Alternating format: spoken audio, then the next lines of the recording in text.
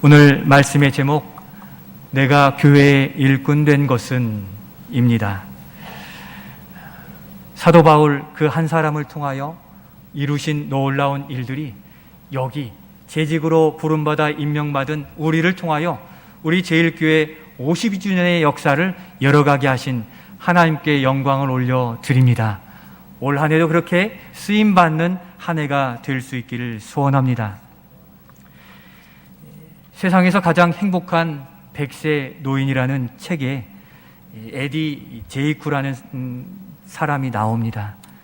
이 사람은 생지옥으로 알려진 아우슈비츠 감옥에서 오랜 수감 생활, 또 여러 교도소로 감옥을 오가면서 고통을 당한 그 사람이었는데, 그가 나중에는 이민을 가서 가정을 이루고 또 그 삶을 잘 꾸려가는 중에 그 트라우마를 다 이겨낸 후에 이렇게 얘기합니다. 화면에 보이듯 사람은 그 자체만으로 그 사람이 지닌 재산보다 귀한 존재입니다.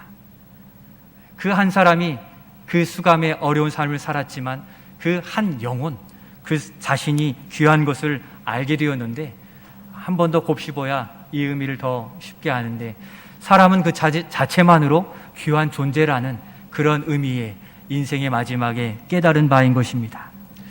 인간을 기능적으로 해석하고 다루는 바로 이 시대에 필요한 안목이라 할 수 있겠습니다. 그런 면에서 우리의 존재 자체를 귀하게 여기시고 사랑해 주시는 그분, 바로 예수님을 우리는 기억할 수 있게 되는 것입니다. 우리의 소유나 능력이나 높낮이에 관계없이 우리에게 찾아오셔서 사랑해 주시고 믿음을 허락해 주시고 구원해 주셨으며, 우리와 늘 여전히 함께하기를 원하시는 주님, 여전히 우리를 사랑하시는 줄로 믿습니다. 함께하는 것이 사랑이죠. 연인들도 함께하기를 원하고, 부부도 함께하기를 원하고, 부모와 자식도 함께하기를 원하는 바로 그 사랑이 예수님이 우리와 함께하고 싶으시다는 것입니다. 그런 면에서 우리가 고백할 수 있는 고백이 있다면 바로 이런 것이라 보여집니다. 우리의 삶에서 가장 의미 있는 일이 있다면 바로 주께서 세우신 주의 몸된 교회 안에 거하는 것이고, 주님의 교회를 위해 사는 것이라 할 수 있겠습니다. 이것이 바로 주님과 함께하는 삶, 사랑을 나누는 삶이 되게 되기 때문입니다. 교회는 이 땅에 있지만 하나님 나라의 신령한 영적 기관이어서 이곳에서 하나님과의 깊은 사랑이 있기에 교회 안에 살고 또 교회를 위해 사는, 거기에서 행복을 누리는 우리가 될 수 있기를 원하는 것입니다. 우리가 바로 세상으로부터 부름받은 성도들의 모임, 바로 교회, 에클레시아이기 때문입니다. 오늘 재직 사역자 헌신 예배로 드리고 있습니다. 우리가 주님의 교회와 어떠한 관계에 있는지를 분명히 한다면 어떠한 재직과 사명자가 되어야 될지 그 답은 분명하고 또 쉽게 동의가 될 것입니다. 오늘 본문에서 읽은 바와 같이 사도 바울이 자신의 것을 다 내어주면서까지도 성도와 교회를 지키겠습니다, 이렇게 고백을 하고 있고, 교회를 향한 일꾼이기를 자처한 그 모습이 드러나고 있는데, 이 모습을 살펴보면서 올 한 해 우리 교회 공동체 안에서 우리 사역자로서 어떻게 헌신하고 사명을 가져야 될지 이 시간 말씀을 통해 살펴보며 은혜 누리는 시간이 되기를 소원합니다. 먼저 이 질문으로 시작하고자 합니다. 이 질문을 나에게 적용하며 같이 한번 읽겠습니다. 시작. 교회는 나에게 무엇인가? 우리 제일교회 공동체 안에 있는 여러분에게 우리 교회는 어떤 의미를 가지고 있습니까? 오늘 본문의 사도 바울이 교회를 향하여 가지는 태도를 발견할 수 있는데, 그것이 우리에게 교회의 모습이 될 것입니다. 우리 24절 말씀을 같이 읽겠습니다. 나는 이제 너희를 위하여 받는 괴로움을 기뻐하고 그리스도의 남은 고난을 그의 몸된 교회를 위하여 내 육체에 채우노라. 아멘. 사도 바울은 예수님의 몸된 교회를 위하여서 고난도 괴로움도 기뻐하며 감당하겠다고 고백하고 있습니다. 그의 지체인 바로 골로새 교인을 위한 일꾼이 되어 충성스럽게 섬기겠다라고 고백하고 있습니다. 왜입니까? 그가 회심하여 그리스도인이 되었더라면 이제 신앙생활 좀 편히 하겠다 하는 마음도 가질 수 있을 것입니다. 그런데 사도 바울은 교회가 그에게 매우 특별했기 때문입니다. 회심 전에 그는 어떠한 사람이었습니까? 그는 교회를 핍박하고 성도를 잡아다가 감옥에 넣는 매우 흉악한 유대주의자였습니다. 그런데 예수님이 찾아오셔서 그에게 이렇게 말씀하십니다. 사울아 사울아, 내가 어찌하여 나를 박해하느냐? 라고 묻는 질문 앞에, 교회를 핍박했는데 예수님을 핍박했다라고 하시는 말씀 앞에 그가 행한 극악무도한 일들을 기억하게 된 것입니다.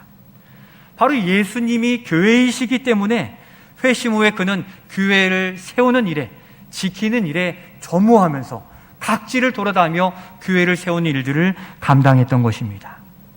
그렇게 주님을 핍박하고 교회를 핍박했던 자신에게 아나니아와 삽비라와 같은 성도를 붙여주셔서 교회 공동체에 적응케 하시고 또 교회 사역을 이루게 하시고 마침내 자신의 인생 비전인 이방인을 위한 선지자, 이방인을 향한 전도자로서, 선교사로서 부름받는 것을 알게 하시고 나아가게 되었던 것입니다. 그래서 이 교회는 사도 바울에게 생명과 같고 삶이 되었던 것입니다.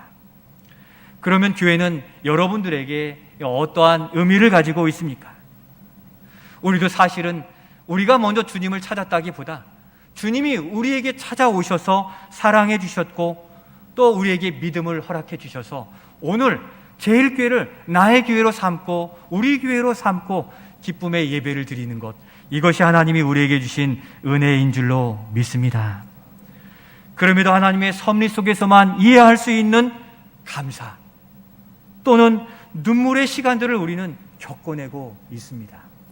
교회 공동체 안에 있으면서도 항상 웃을 일만 있는 것이 아닌 하나님의 관점으로만 보아 해석해야 될 질병과 삶의 어려움도 함께 가지고 있다는 사실입니다. 그럼에도 불구하고 우리의 믿음이 꺾이지 아니하고 교회 공동체 안에 있는 것은 주님이 우리를 붙잡은 손이 있으시기 때문에 여전히 어려운 시대에도 우리가 주님을 의지하여 예배하며 새롭게 되어지는 놀라운 은혜를 누리고 있다는 것입니다. 곧 성도는 교회와 뗄래야 뗄 수 없는 생명의 관계에 있다는 것을 보여주는 것입니다. 종교개혁자의 존 칼빈은 이 교회를 향하여서 교회는 성도의 어머니와 같다라고 얘기했습니다. 하나님은 교회를 통하여 성도의 신앙을 자라게 하십니다. 처음에 왔을 때는 너무도 어색하고 어려운 일들로 신앙생활이 쉽지 않지만 교회의 사랑 가운데 보호받고 양육받으며 자라가게 되는 거죠.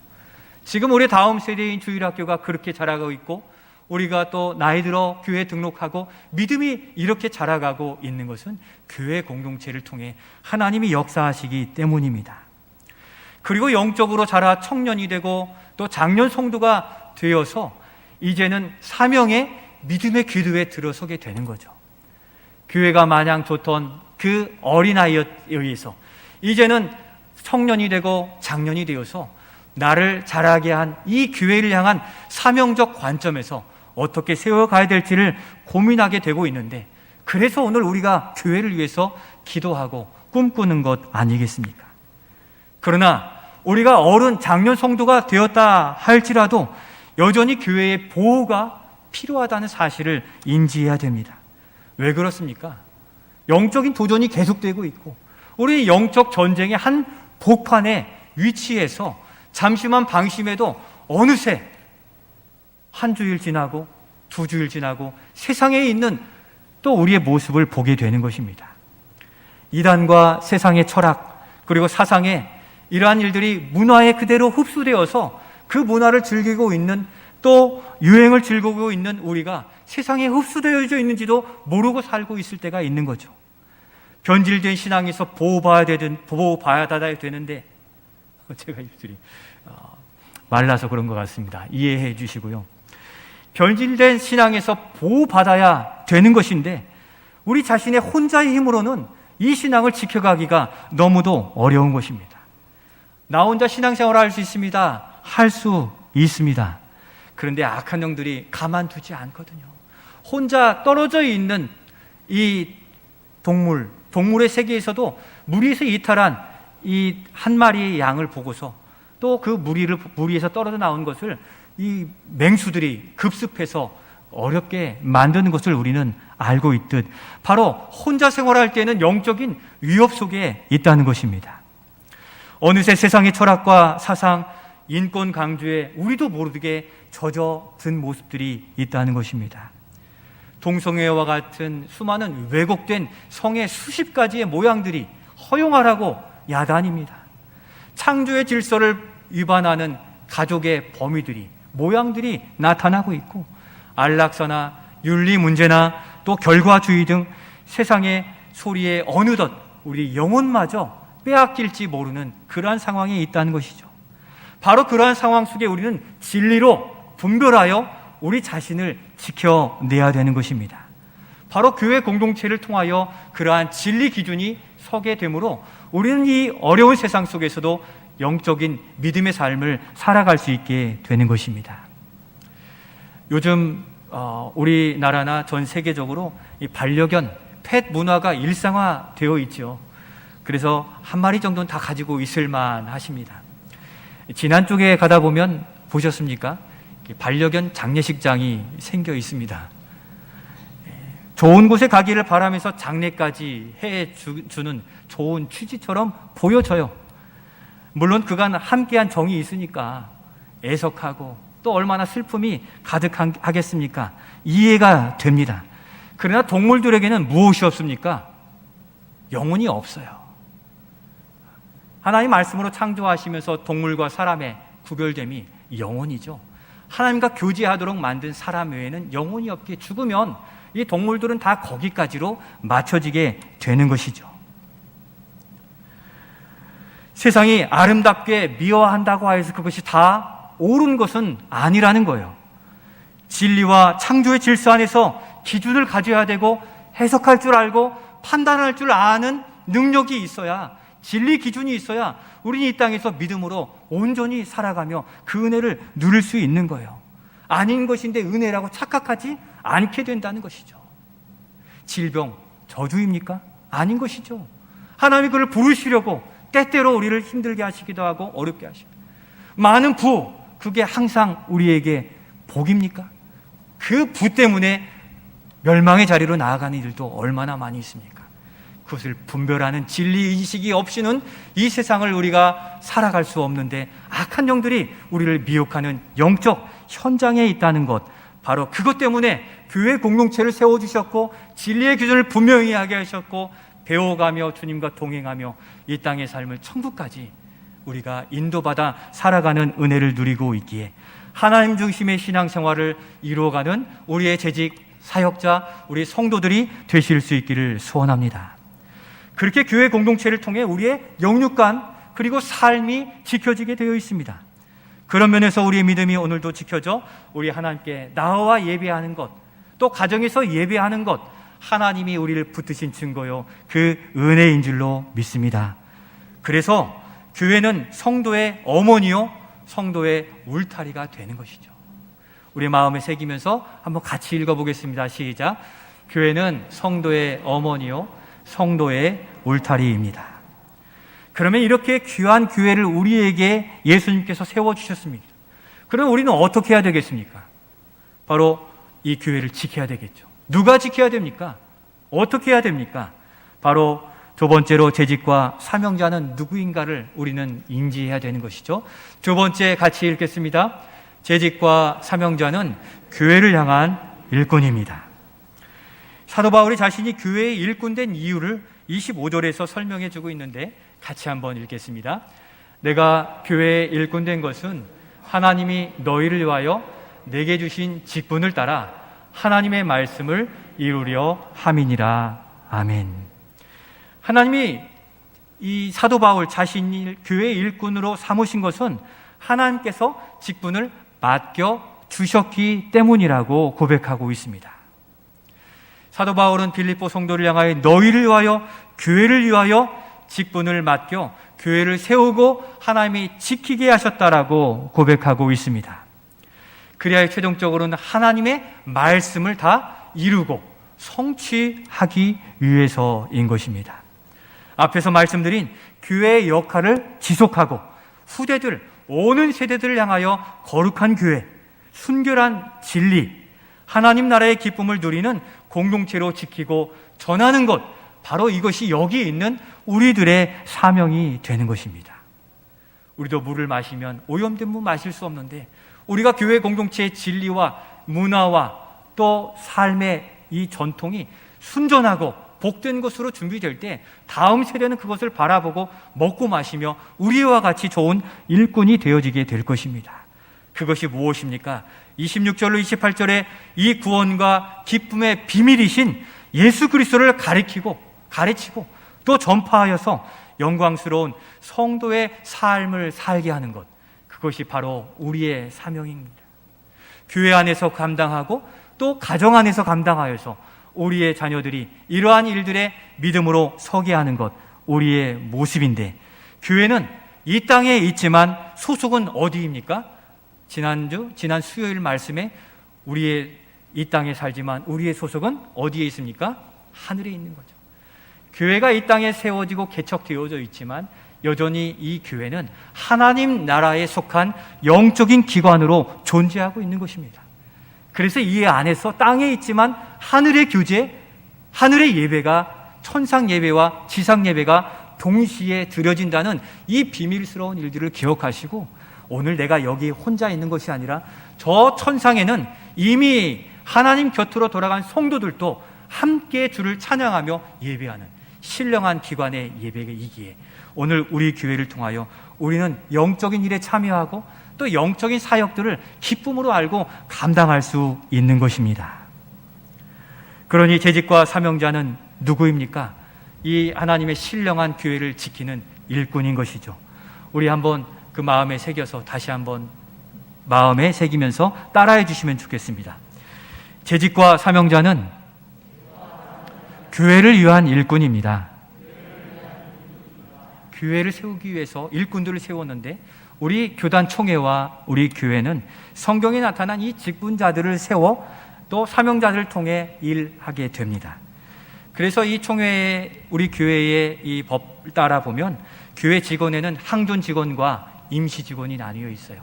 항존 직원은 장로와 또 안수 집사, 그리고 임시 직원은 전도사, 전도인, 또 안수 없는 종신직인 이 권사로 이렇게 나뉘게 됩니다. 그리고 1년마다 임명받는 서리 집사로 재직회가 구성되고 재직으로 임명받아 그 사명을 감당하게 돼요. 항존 직원 하니까 조금 어려우시죠? 항존 직원. 항상 있는 직분이라는 그런 의미인데, 예수께서 재림하시기까지 교회의 필수적인 사명을 감당해야 될 필수 직분자로 세운 것이 항존 직원입니다. 그러니까 이 땅에 있는 교회가 반드시 감당해야 될 사명이 성경을 통해 보면 세 가지로 볼 수 있는데, 하나는 말씀 전파예요. 설교하는 거예요. 설교를 감당하기 위한 직분이 있어야 되겠죠. 그리고 영적으로 교회를 순결하게 지키고 치리하는, 교회를 지도하는 또 직분이 하나 있습니다. 그리고 초대교회를 통해서 우리가 살펴보았지만 어려운 이들을 구제하고 돕는 일들을 감당하는 직분이 있어요. 그래서 항존 직원에는 목사가 설교, 말씀을 강도하는 목사가 있고, 목사 장로가 있고, 그 다음에 교회의 영적인 순결을 지켜가는, 지도하는 장로가 있습니다. 그리고 말씀드린 대로 교회의 어려운 부분들을 돕는 안수, 기름 부음 받은 이 스데반 집사님, 필립 집사님 같은 그런 안수 집사님들이 이 일들을 감당하여 교회의 필수적인 사명을 감당하도록 항존 직원을 세우게 되는 것입니다. 그리고 교회 임시 직원으로 전도사와 전도인, 권사가 있는데, 전도사는 교육을 받고 노예의 고시를 보아 이렇게 사명을 감당하는데, 성경에 권사라는 말은 우리가 찾아보기 어렵죠. 성경에는 언급되어 있지 않습니다. 그런데 이 교회의 필수 사명을 감당하는 양무리를 돌보는 목양이 계속되어야 되기에 거기에 돕는 자로서 이와 같이 목양적 직책으로 권사가 세워지게 된 거예요. 우리나라는 1930년도에 바로 권사의 직책이 그때 비로소 세워지게 되었습니다. 이렇게 필수 항존 직원으로 다 감당하기 어려운 부분들을 이렇게 권사의 직분을 통해서 감당하는데, 병환자나 또 환난을 당한 자, 어려운 성도를 돌아보고 기도하면서 장기 결석자를 돌아보는 이 일들을 감당하니 얼마나 중요한 사역입니까? 오늘날 이 시대에도 이 권사님들의 이 사역은 성도의 이 그리스도의 사랑과 피를 순환하게 하는 중요한 역할을 하게 되는 것입니다. 목사의 목양 직무를 돕는 자로서 이 직분이 세워지게 된 것이죠. 어떻습니까? 우리 교회 권사의 직분 많이 또 회복해야 될 부분도 보이시죠? 권사에서 우리 이 규모 있게 정기 신방을 할 수 있는 그러한 시스템도 만들어 보는 것 정말 필요한 부분입니다. 이렇게 어려운 때, 또 모두가 신경 쓰기 어려울 때 이러한 일들의 사랑을 전하는 우리 권사로, 또 우리 직분자들로서 이 일들을 감당해가는 우리가 될 수 있기를 소원합니다. 서리 집사는 1년마다 임명받는다고 그랬죠. 일정한 신앙의 규모를 갖추고 교회를 향하여 점점 성장해가는 믿음의 성도들인데, 1년 임명받고 연임할 수 있지만 임명받지 않으면 세례교인으로, 성도로서 또 그 직임을 감당하게 되어 있습니다. 장기 출석을 하지 않거나 일상의 공예배 생활이나 이런 부분들을 보고 세워지게 되는 것인데, 그러므로 이 직분은 명예직이 아니에요. 교회의 생명을 관장하고 성도를 살리고 교회 공동체를 세워가는 매우 중요한 것이 재직인 거죠. 어느 한 사람 소홀히 하게 되면 구멍이 나고 어려워지게 돼 있는 거예요. 우리의 혈관 하나만 막혀도 어떻게 됩니까? 병원에 입원해야 돼요. 의식이 흐려지고 쓰러지게 돼 있어요. 마찬가지로 재직은 그렇게 중요한 거예요. 오늘 예배위원들이 예배에 소홀히 했더라면 예배에 차질이 생기고 어려움이 생기는데, 흠없는 예배를 주님은 원하시잖아요. 그렇게 우리의 재직과 우리의 사명자 성도들이 자기의 자리를 지키며 믿음으로 살아가실 수 있기를 소원합니다. 우리가 교회가 가지는 이 표, 우리의 자녀들에게 다 전파하셨나요? 그 같은 마음으로 같은 예배를 드릴 때 같은 하나님을 바라보는 것인데, 같은 목표와 삶을 지향하는 것은 중요해요. 그래서 재직들의 기도에는 항상 교회 표어와 지난주 말씀이 항상 읊어줘야 돼요. 그래야 우리를 돌아보고 이루어가고 몰랐던, 잊어버렸던 성도들도 다시 깨닫게 되잖아요. 재직들이 그래서 중요해요. 자기의 기도가 아니라 교회의 기도를 향하여 성도들을 깨우고 살리는 생명의 직분이 바로 재직과 사명자들에게 달려 있기에, 여러분들 기도의 시간, 또 기도의 내용 안에 이러한 교회의 우리 표어와 실천 목표와 지난주 말씀을 언급하면서 기도로 생활을 이어가는 우리가 되어지고, 그것이 자녀들에게 흘러가고 자녀의 학업과 직장, 우리의 일터로 흘러갈 때 거기에서 생수의 강이 흘러 생명수를 통해 자라나는 과실을 맺게 되는 것을 기억하시고, 먼저는 우리가 그 은혜 안에 믿음의 사명 감당하여 우리 교회를 생명력 있게 살려가는 우리 재직들과 우리 성도들이 될 수 있기를 소원합니다. 그러면 어떻게 감당해야 되겠습니까? 우리 29절 말씀에 이 사도 바울이 감당하는 원천이 여기 있습니다. 29절 같이 읽겠습니다. 이를 위하여 나도 내 속에서 능력으로 역사하시는 이의 역사를 따라 힘을 다하여 수고하노라. 아멘. 사도 바울도 사람이에요. 우리 사도 바울 하면 슈퍼맨처럼 여겨서 3차 전도여행까지 다 감당했다고 하는데, 그가 얼마나 포기하고 싶었겠습니까? 40에 가만한 내를 맞고 채찍에 맞고 돌에 맞고 비난과 조소는 기본이고 포기하고 싶지 않겠습니까? 어찌 보면 여기 있는 우리의 마음과도 같을지 모르겠으나 그가 어떻게 견뎌냈습니까? 내 속에서 능력으로 역사하신 이의 역사를 따라 내 안에 은혜의 생명수를 부어주시는 주님의 은혜와 사랑, 생명수 때문에 나는 그 힘을 다시 회복하여 힘을 다하여 수고하고 있노라 고백하고 있기에, 우리 안에 계시는 주님을 더욱 기억이시고 더욱 사랑하시고 또 그 주님과의 깊은 교제 안에 그 은혜를 공급받는 우리 재직과 사명자들, 우리 성도들이 되실 수 있기를 소원합니다. 그러므로 우리는 개인 경건 생활에 정말 힘써야 돼요.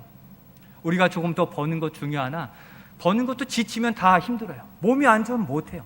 그러나 개인 경건 생활을 통해 하나님의 은혜를 공급받고 부여받으면 힘들어도 감당할 능력을 덧입게 되고 지혜를 얻게 되는 것입니다. 우리 안에서 주님께서 역사하실 수 있는 시간들, 그것이 경건 생활이죠. 경건의 장소와 방법과 시간을 여러분들이 만들어야 돼요. 전 청년들에 그래서 강조하는 게 청년의 때에 말씀 보는 방법을 터득해야 된다. 나아가면 누구도 가르쳐주지 않고 스스로 먹을 수 없다는 거예요. 우리 성도들도 스스로 말씀을 먹는 방법을 터득하여 일용할 양식을 먹지 않으면 우리 안에 무슨 힘으로 살아갈 수 있습니까? 어려우시더라도 말씀 묵상을 강조하는 이유가 거기에 있고 성경 필사를 통해서 우리의 이 말씀을 한 번 더 돌아보고 뜻을 구하는 거예요. 그 가운데 하나님이 역사하시는 능력, 말씀을 따라 내 속에서 역사하시는 그 능력이 감동하면 우리 좀 몸이 힘들어도 눈이 침침해져도 살 소망이 생겨요. 주님이 주시는 은혜 안에서 우리는 살아나게 될 줄로 믿습니다. 주님과 교제하는 시간, 말씀 묵상, 성경 필사, 기도 생활, 또 찬양 생활 결코 놓으시면 안 된다는 말씀이에요. 우린 영의 사람이잖아요. 세상의 음악과 세상의 교훈으로는 힘을 내다가도 금방 번아웃되고 다 사그라져요. 생명수 같은 하나님의 은혜가 부어질 때야 끝까지 천국의 경주를 완주하게 될 줄로 믿습니다.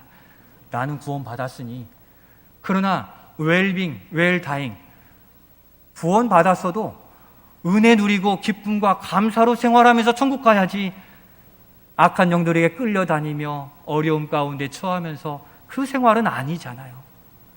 주님으로부터 누려지는 은혜를 사모하시고 개인 경건 생활을 먼저 감당하셔서 이 안에 예배위원으로, 찬양대원으로, 교사로 또 각각의 섬기는 일들에 사그라들지 않는 그 열정이 우리로 주의 교회를 세워가고 가정을 세워가는 열망으로 감당하는 우리 모두가 되실 수 있기를 소원합니다. 그 은혜가 공급되지 않으면 어떻게 됩니까? 심령이 메말라요. 그럼 우리의 말이 어떻습니까? 좋은 말도 신경질적으로 들리고 또 까칠해지고 눈빛도 벌써 눈을 맞추면 무서워져요. 메마른 자, 그렇게 되는 거예요. 하나님의 은혜가 내려져서 촉촉해지면 그 사람 보면 너무 반가우고 평안해지고 그러한 은혜를 누리는 거예요. 왜 그렇습니까? 우린 영적인 사람이기에 향기가 있는 거예요. 영적인 향기가 있어요. 한 주간 동안 세상 일만 즐겁게 하다 온 사람은 세상의 향기가 나요. 세상에서 힘들고 어렵게 돌아온 성도들의 얼굴을 보면 어려운 향기가 있어요. 고달픈 거죠. 고민과 어려움, 학업과 취업, 우리의 일상에 거기 주님이 빠지면 우리의 향기는 세상의 향기밖에 나지 않기에 우리가 오늘 주일에 올 때에도 거울 다 보고 오셨죠? 어떤 향기를 보고 오십니까? 보여져요. 내 얼굴 안에서 그리스도의 영광이 있는지 없는지, 세상의 모습으로 세상의 혈기를 가졌는지 다 보여지잖아요. 우리 안에 그리스도의 은혜가 흘러가도록 이 개인의 경건 생활을 게을리지 않는 우리의 재직들, 사명자, 우리 성도들이 되실 수 있기를 소원합니다.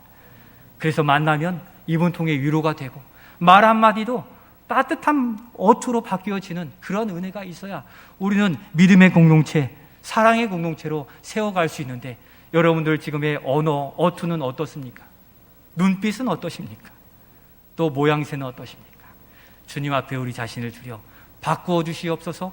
지난주 말씀처럼 되살려 주시고 고쳐주시기를 간구해 가실 수 있기를 소원합니다. 일의 탁월한 능력보다 더욱 그리스도의 신령한 향기가 있는 재직되기를 축복합니다. 한 가지 더는 처음처럼 감당하라는 것입니다. 우리 30세대 89 목장이 1월 달을 헌금위원 안내위원을 감당해요. 오늘도 우리 여집사님이 들어오시는데 아마 제가 볼 때 굉장히 떨리신 것 같아요. 한 걸음 한 걸음도 집에서 다 연습하고 오신 것 같아요. 빨리 가면 안 될 것 같고 아니면 천천히 이렇게 오시는 거 보니까 어떻습니까? 처음 맡을 때에는 두렵고 떨리고 긴장하고 그래요. 그런데 익숙해지면은 남 의식도 안 되고 하나님 의식도 안 돼요. 기존에 했던 그대로 왔다 갔다 하는 모습이, 익숙해진 모습이 더 오래될수록 있음을 우리는 스스로 알고 있습니다. 그렇게 우리의 현재 모습, 올 한 해 감당하는 20분이 처음 주님이 우리에게 직분을 주시고 사명을 주신 것처럼 두렵고 떨리고 불안하고 어렵다 할지라도 그러한 처음 마음으로 올 한 해 잘 감당하시는 우리 모두가 되실 수 있기를 소원합니다.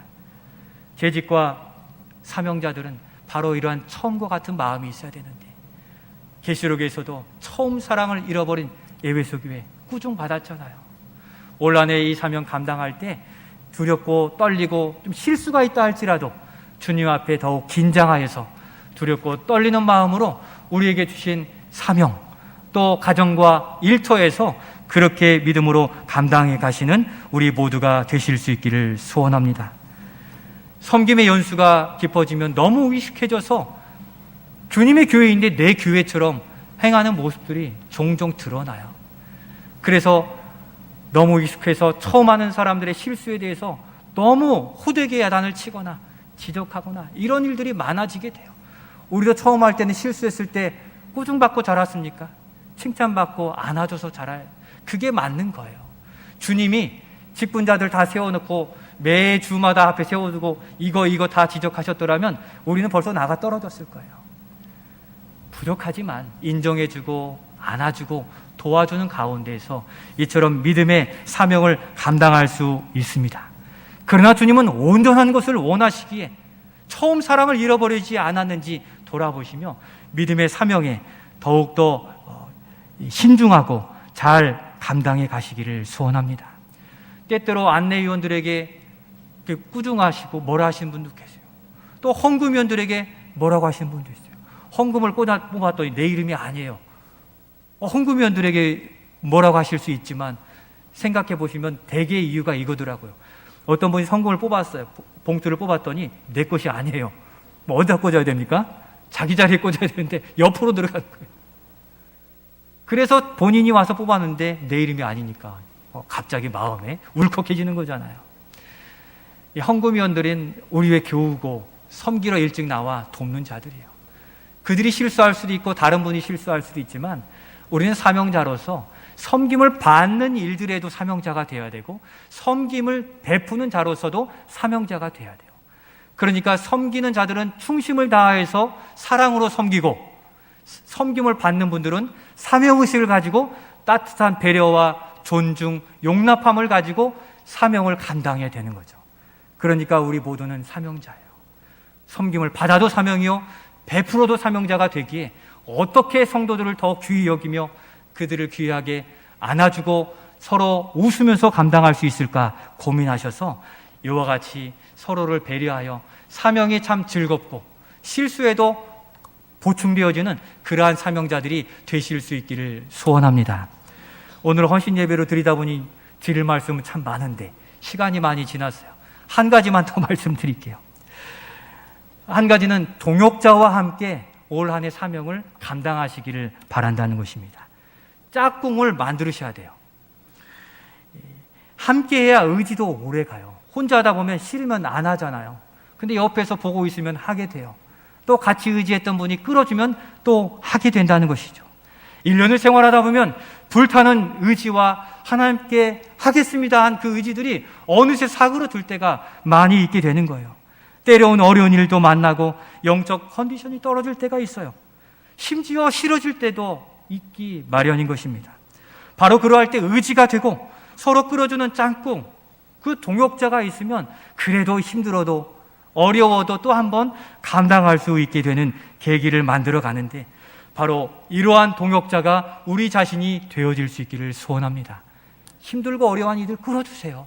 기도해 주세요. 안아주세요. 격려해 주세요. 나를 이끌어주고 또 조언해주고 때로는 듣기 싫은데도 그래도 해야 된다고 하고 우리를 이끌어주는 그런 동역자가 있더라면 여러분 오늘 돌아가셔서 스마트폰, 핸드폰 꺼내셔갖고 문자 다 보내세요. 나 이렇게 여기 잡아주어서 고마워요. 올 한 해도 그렇게 같이 동역해 주기를 바라요. 나도 그럴게요 하고서 한번 격려의 문자, 사랑의 문자 보내세요. 알고만 있으면 표현하지 않으면 모르잖아요. 그때는 그렇게 싫었어요. 그 이야기가 그렇게 싫었는데 나에게 지금 보니 양약이 된 그 사람에게 감사의 문자 하나 보내시면 더욱 따뜻한 공동체로 세워져 가게 될 것입니다. 어느 날 새벽에 새벽 기도를 마치고 아내와 차를 타고 좀 나갈 기회가 있었습니다. 나가다 보니까 이 빨간불로 서게 되었는데 옆에 횡단보도에도 사람들이 서 있더라고요. 그 중에 좌측에 보니까 어떤 여자 두 분이 이렇게 가방을 들었는데 딱 성경 들어갈 만한 크기 가방이에요. 그러니까 뭐하고 온 겁니까? 새벽 기도 끝나고 이렇게 가시는 거예요. 추운 겨울인데 두 사람이 딱 서 있는데 따뜻하게 보이는 거예요. 왜 그렇습니까? 서로 통하는 게 있어서 아마 집이 가까이 있는 것 같아요. 그러니까 신호를 기다리면서 그 두 분이 의지가 되어서 가게 되는 거죠. 어느 날은 늦잠 자면 그분이 전화해서 깨워서라도 같이 가게 되는 것 상상이 되시죠? 우리의 믿음의 여정은 혼자 가기 너무 어려워요. 청년들이 됐든 어린아이가 됐든 장년이 되었든 누군가 같이 끌어가야 되는데 바로 믿음의 동역자로 짝꿍을 하나씩 만드시고 그 짝꿍이 되어주시기를 바라요. 그리고 믿음의 짝꿍은 바로 교회 공동체가 여러분들을 이끌어서 천국까지 이끌어 갈 것이니 우리 교회 공동체 안에 충성스러운 일꾼으로 그 자리를 지켜가는 우리 모두가 되실 수 있기를 소원합니다. 사랑하는 재직 또 사명자 성도 여러분, 주님을 위하여 교회를 위하여 일하다가 천국으로 부름받는 우리가 될 수 있기를 소원합니다. 세상의 일을 많이 해도 그거 천국 가져갈 거 아니잖아요. 천국 가서 꺼내 이야기할 것은 교회를 위하여, 가족을 위하여 어떻게 일했는가를 꺼내어 주님과 이야기할 수 있는 것이에요. 세상의 모든 성과와 명예들은 다 불에 타 없어지는 거예요. 주님과 천국 가서 이야기할 믿음의 일들, 교회를 향한 일들, 가족을 위한 일들, 세상에서도 믿음의 일들을 나타내 보인 것, 그것을 꺼내어 이야기할 수 있는 교회를 위하여, 교회를 사랑하고 믿음의 직분을, 사명을 감당하는 우리가 될 수 있기를 소원합니다. 세상의 열매가 아니라 주님을 위한 열매, 교회를 세우는 발자취로서 신앙은 성숙하고 주님께 칭찬받는 믿음의 재직들로 세워져가는 우리 모두가 되시기를 예수님의 이름으로 축원드립니다.